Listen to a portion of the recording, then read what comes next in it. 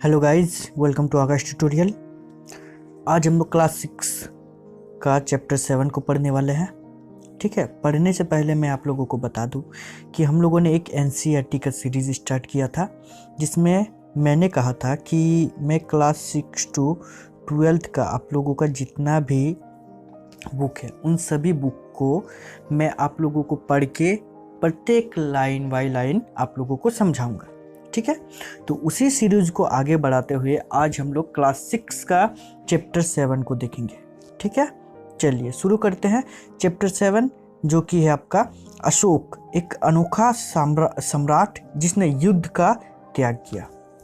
ठीक है, अशोक के बारे में हम लोगों को यहाँ पर बेसिकली पढ़ना पड़ेगा, कोई दिक्कत नहीं, हम लोग पढ़ेंगे और एक एक लाइन को बहुत ही अच्छे तरीके से समझेंगे।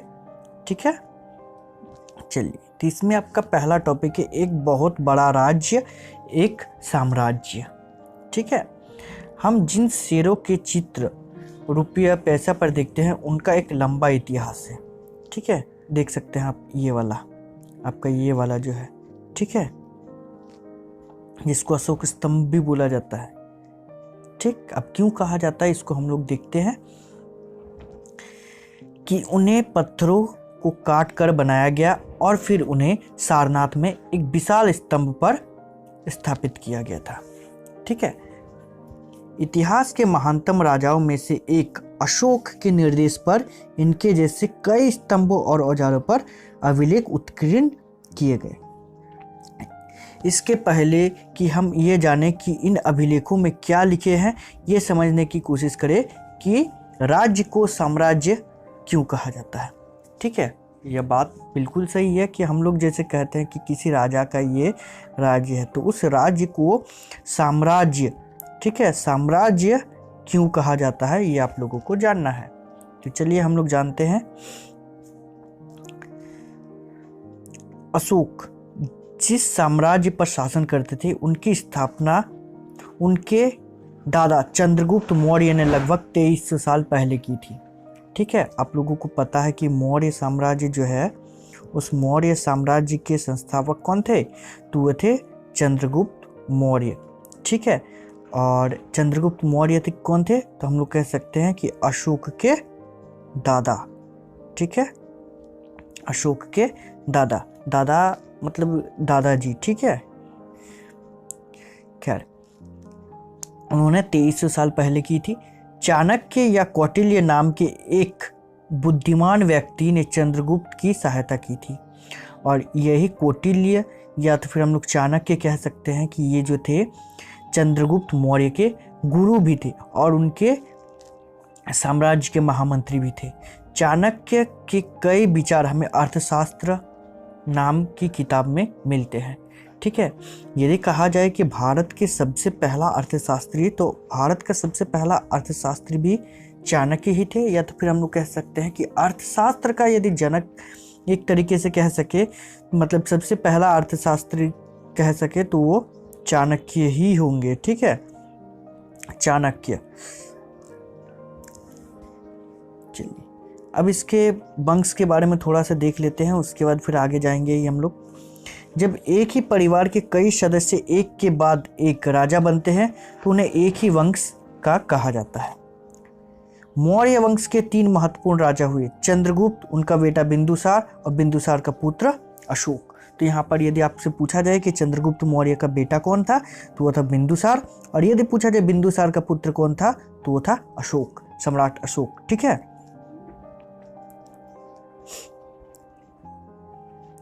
साम्राज्य के बहुत से नगर थे।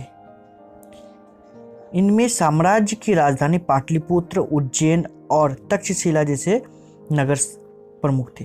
तक्षशिला उत्तर पश्चिम और मध्य एशिया के लिए आने जाने का मार्ग था। दूसरी तरफ उज्जैन उत्तरी भारत से दक्षिणी भारत जाने वाले रास्ता में पड़ता था।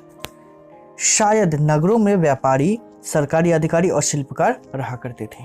यहाँ पर आपको बताया जा रहा है कि साम्राज्य जो था, ठीक है, मतलब मौर्य साम्राज्य का यदि बात किया जाए तो उनकी राजधानी थी पाटलिपुत्र, जिसको आज हम लोग वर्तमान में पटना के नाम से जानते हैं। उज्जैन और तक्षशिला जैसे प्रमुख नगर थे। ठीक है, राजधानी थी पाटलिपुत्र और उज्जैन और तक्षशिला जैसे राज्य थे। आपको तक्षशिला विश्वविद्यालय के बारे में भी आप लोग पढ़े हैं। ठीक है, और तक्षशिला उत्तर पश्चिमी मध्य एशिया में आने जाने का मार्ग था। दूसरी तरफ उज्जैन उत्तरी भारत के दक्षिण भारत जाने का रास्ता भी पड़ता था, और उस रास्ते पर शायद कहा जा रहा है कि शायद व्यापारी रहते थे और सरकारी अधिकारी मतलब जो राजा के शासन क्षेत्र में या राजा के शासन काल में क्या करते थे, राजा के लिए कार्य करते थे। साम्राज्य के बहुत बड़े क्षेत्र में किसानों और पशुपालकों के गांव बसे हुए थे। मध्य भारत जैसे इलाकों में ज़्यादातर हिस्सा जंगल से भरा हुआ था। वहाँ पर लोग फल फूल का संग्रह और जानवर का शिकार करके जीविका चलाते थे। साम्राज्य के अलग अलग इलाकों में लोग भिन्न भिन्न भाषाएं बोलते थे। वे लोग शायद अलग अलग प्रकार का भोजन करते थे और यहाँ तक कि अलग अलग किस्म के पोशाक पहनते थे। ठीक है, तो राज्य जो होते थे उस राज्य में क्या होते थे कि वे लोग अलग अलग भाषा का इस्तेमाल करते थे, अलग अलग प्रकार का भोजन भी इस्तेमाल करते थे, मतलब भोजन का उपयोग करते थे, और यहाँ तक कि पोशाक भी जो था वो अलग अलग पहनते थे। ठीक है, क्योंकि हम लोगों को पता है कि हमारे देश में हर एक प्रकार का जाति और धर्म पाए जाते हैं, और जिसके कारण क्या होता है कि सभी जाति का खान पान या तो फिर पोशाक या भाषा वो अलग अलग होती है। ठीक है, नेक्स्ट टॉपिक है हम लोगों का कि राज्य साम्राज्य से कैसे भिन्न था। राज्य जो था वो साम्राज्य से कैसे भिन्न होता था, क्योंकि साम्राज्य राज्यों से बड़ा होता था और उनकी रक्षा के लिए बड़ी सेनाओं की आवश्यकता होती थी। इसलिए सम्राटों को राजाओं की तुलना में ज़्यादा संसाधनों की जरूरत पड़ती थी। तो यहाँ पर हम लोगों को एक सीखने को मिल गया कि सम्राट जो होता था वो राजा से भिन्न होता था। मतलब राजा, किसी सम्राट को हम लोग राजा बोल सकते थे, ठीक है, लेकिन किसी राजा को हम लोग सम्राट नहीं बोल सकते थे। ठीक है, राजा जो होती थी वो एक छोटी सी जगह पर शासन चलाते थे, जबकि सम्राट जो होता था एक बहुत बड़े क्षेत्र पर अपना शासन चलाते थे। इसी कारण उन्हें बड़ी संख्या में कर इकट्ठा करने वाले अधिकारी की आवश्यकता होती थी। साथ ही साथ यहाँ पर दूसरा पॉइंट और पहला पॉइंट मिलाकर के एक बात कहा जा रहा है कि उतनी बड़ी सेना होती थी और उतनी बड़ी सेनाओं के लिए या उतने कामगारों के लिए भोजन की आवश्यकता होती थी या उन पर खर्च होती थी। उन खर्च को निपटाने के लिए वे लोग क्या करते थे कि कर वसूला करते थे। ठीक है, और कर वसूलने के लिए भी लोगों की आवश्यकता होती थी और अधिकारियों की आवश्यकता होती थी और उन लोगों को रखा जाता था। ठीक है, नेक्स्ट टॉपिक है साम्राज्य का प्रशासन। चूंकि मौर्य साम्राज्य बहुत बड़ा था इसलिए अलग अलग हिस्सों पर अलग अलग ढंग से शासन किया जाता था। पाटलिपुत्र और उसके आसपास के इलाकों पर सम्राट का सीधा नियंत्रण था। इसका मतलब यह हुआ कि इस इलाके के गांव और शहरों के किसानों, पशुपालकों, शिल्पकारों और व्यापारियों से कर इकट्ठा करने के लिए राजा अधिकारियों की नियुक्ति करता था, जो राजा के आदेश का उल्लंघन करते थे। अधिकारी उनको सजा भी देते थे। इनमें से कई अधिकारियों को वेतन भी दिया जाता था। ठीक है, कुछ ऐसा राज्य भी था जहाँ पर बहुत बड़ा साम्राज्य होने के कारण वहाँ का जो राज्य था, स्पेशली जैसे कि पाटलिपुत्र का बात किया जाए, ये बड़ा क्षेत्र था और कुछ जो बड़े क्षेत्र होते थे उस पर राजा खुद उस पर शासन करते थे, मतलब उसकी देखरेख करते थे। साथ ही साथ वे किसानों, शिल्पकारों, पशुपालकों, व्यापारियों से कर भी लेता था। ठीक है, विभिन्न कार्यों के लिए। संदेशवाहक एक जगह से दूसरी जगह घूमते रहते थे और राजा के जासूस अधिकारियों के कार्यकलाप पर नजर रखते थे। इन सब के ऊपर सम्राट था, जो राज परिवार एवं वरिष्ठ मंत्रियों की सहायता से सब पर नियंत्रण रखता था। मौर्य साम्राज्य के भीतर कई छोटे क्षेत्र या प्रांत थे। इन पर तक्षशिला या उज्जैन जैसी प्रांतीय राजधानियों से शासन किया जाता था। कुछ हद तक पाटलिपुत्र से इन क्षेत्रों पर नियंत्रण रखा जा सकता था और अक्सर राजकुमार को वहाँ का राज्यपाल बनाकर भेजा जाता था। लेकिन ऐसा लगता था लगता है कि इन जगहों पर स्थानीय परंपरा और नियमों को ही माना जाता था। ठीक है,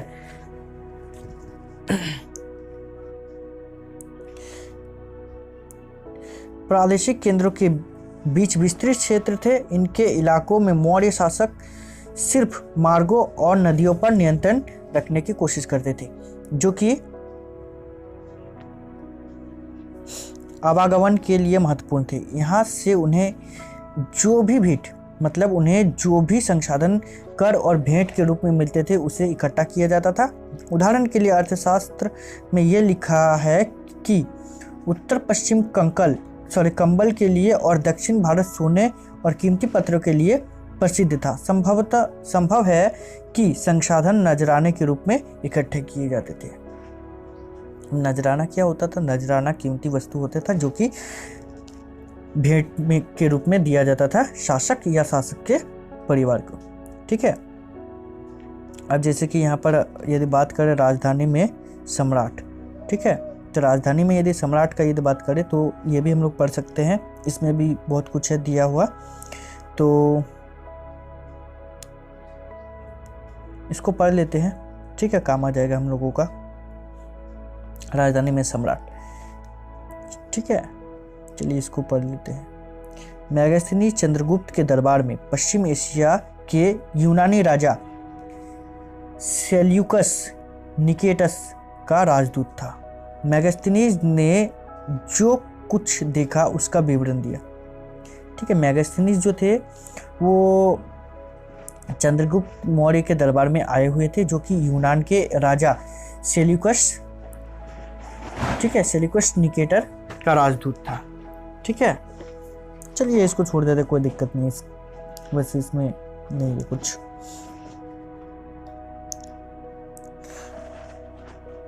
और अंत में जंगल वाले इलाके आते थे। वहाँ रहने वाले लोग काफ़ी हद तक स्वतंत्र थे। उनमें ये उम्मीद की जाती थी कि वे मौर्य पदाधिकारियों के हाथी लकड़ी, मधु और मोम जैसी चीज़ें ला कर दे। ठीक है, उन लोगों पर मतलब जो जंगली लोग थे, स्पेशली मतलब जंगल में रहने वाले लोग, वे मौर्य पदाधिकारी को क्या क्या ला के देते थे? हाथी देते थे, लकड़ी देते थे, मधु देते थे और मोम। इस प्रकार के जो जंगली उत्पाद है उन सभी को देते थे। ठीक है, अब अशोक को एक अनोखा सम्राट क्यों कहा जाता है, इसको हम लोग देखेंगे कि अशोक मौर्य वंश के सबसे प्रसिद्ध शासक थे। वो ऐसे पहले शासक थे जिन्होंने अभिलेखों द्वारा जनता तक अपने संदेश पहुंचाने की कोशिश की। अशोक के ज़्यादातर अभिलेख प्राकृतिक भाषा और ब्राह्मणी लिपि है। ठीक है, ब्राह्मणी लिपि है। तो उन्होंने क्या किया था? अशोक जो है सबसे पहला शासक हम लोग कह सकते हैं जिन्होंने क्या किया था, तो जिन्होंने अभिलेख के माध्यम से, ठीक है, अभिलेख के माध्यम से लोगों तक अपनी सूचना को पहुंचाया था। ठीक है, और वो अपना अभिलेख में प्राकृतिक भाषा और ब्राह्मणी लिपि का इस्तेमाल किया करते थे। ठीक है, यहाँ पर कलिंग युद्ध के बारे में कहा गया है, करता हो अशोक का अभिलेख, मतलब कलिंग युद्ध किस राजा अशोक के साथ ही हुआ था। ठीक है, उसी के समय में हुआ था अशोक का कलिंग युद्ध। चलिए अशोक का कलिंग युद्ध के बारे में पढ़ लेते हैं। कलिंग तटवर्ती उड़ीसा का प्राचीनतम नाम है। उड़ीसा का प्राचीनतम नाम है कलिंग। अशोक ने कलिंग को जीतने के लिए एक युद्ध लड़ा, लेकिन युद्ध जनित हिंसा और खून खराबा देखकर उन्हें युद्ध से वितृष्णा हो गई, मतलब घृणा हो गई थी। उन्होंने निर्णय लिया कि वे भविष्य में कभी युद्ध नहीं करेंगे। ठीक है, क्योंकि उन्हें पता था कि युद्ध से सिर्फ हमारे ही सेना ही नहीं, दूसरे की सेना या दूसरे की सेना के साथ अपने भी लोगों की मृत्यु हो रही है बहुत ज़्यादा मात्रा में, और लोगों को क्षति पहुंच रही है, और इसी के कारण उन्होंने युद्ध को छोड़ दिया, युद्ध करना ही छोड़ दिया। अशोक का धम्म नीति, ठीक है, इससे रिलेटेड आप लोगों को क्वेश्चन पूछा जाता है। अशोक के धम्म में किसी देवता की पूजा अथवा किसी कर्मकांड की आवश्यकता नहीं थी। उन्हें लगता था कि जैसे पिता अपने बच्चों को अच्छे व्यवहार की शिक्षा देते थे, वैसे ही उनका कर्तव्य था कि अपनी प्रजा को निर्देश दी। वे बुद्ध के उपदेश से भी प्रेरित हुए थे। ठीक है, वे बुद्ध के बहुत बड़े भक्त भी थे, हम लोग कह सकते हैं। ऐसे कई समस्या थी जिनके लिए उनमें संवेदना थी। उनके साम्राज्य में अलग अलग धर्मों को मानने वाले लोग थे और इससे कई बार टकराव पैदा हो जाता था।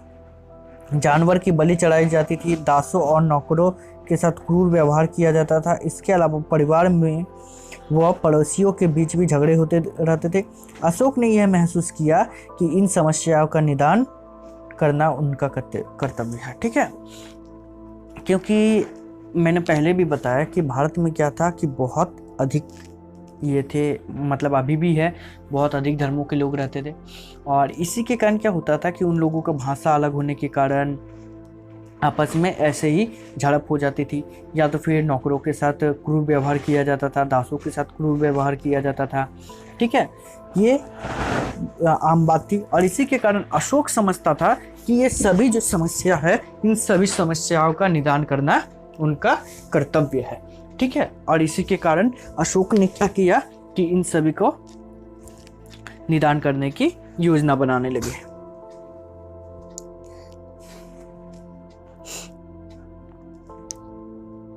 इसीलिए उन्होंने धम्म महामत्ता नाम के अधिकारी की नियुक्ति की, जो जगह जगह जाकर धम्म की शिक्षा देते थे।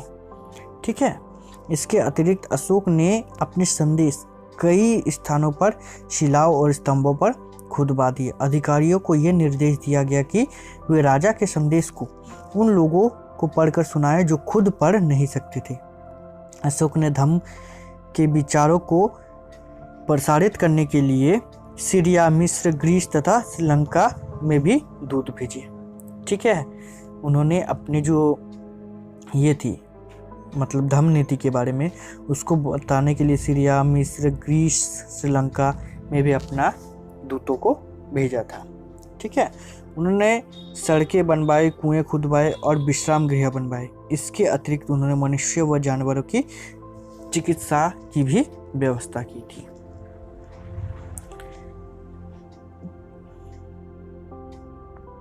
ठीक है, तो इस प्रकार था हमारा मौर्य साम्राज्य या चंद्रगुप्त मौर्य के हम कह सकते हैं कि पुत्र, ठीक है, या बिंदुसार का बेटा। ठीक है, खैर यहाँ पर कुछ और दिया गया है, चलिए देख लेते हैं। मौर्य साम्राज्य में उभरने से थोड़ा पहले, लगभग 2400 वर्ष पहले, चीन में सम्राटों ने चीन की दीवार का निर्माण शुरू किया। इससे बनाने का उद्देश्य उत्तरी सीमा के पशुपालक गांवों की रक्षा करना था। अगले 2000 वर्षों तक इस दीवार का निर्माण कार्य चलता रहा, क्योंकि साम्राज्य की सीमाएं बदलती रही। यह दीवार लगभग 6400 किलोमीटर लंबी है तथा पत्थर और ईंट से बनी है। इसकी ऊपरी सतह सड़क जैसी चौड़ी है। इस दीवार को बनाने के लिए हजारों लोगों को काम करना पड़ा। ठीक है, हर 100-200 मीटर की दूरी पर इस पर निगरानी के लिए बुर्ज बने हुए हैं। पड़ोसी देशों के प्रति अशोक का रवैया चीनी सम्राटों के रवैया से कैसे भिन्न था। ठीक है, जो चीन के लोग थे, इसको बनाने का मेन कारण ये था कि विदेशी आक्रमणों से या तो फिर दूसरे देशों के आक्रमणकारियों से बचने का था। ठीक है, तो ये था हम लोगों का चैप्टर और इसके बाद हम लोग नेक्स्ट चैप्टर को देखेंगे। ठीक है, बहुत जल्दी हम लोग ख़त्म कर लेंगे। वैसे 3 दिन में हम लोगों ने लगभग 7 चैप्टर को ख़त्म कर लिया, कोई दिक्कत नहीं है। वैसे टोटली 11 चैप्टर है। ठीक है, तो हम लोग ख़त्म कर लेंगे इसको भी बहुत जल्दी।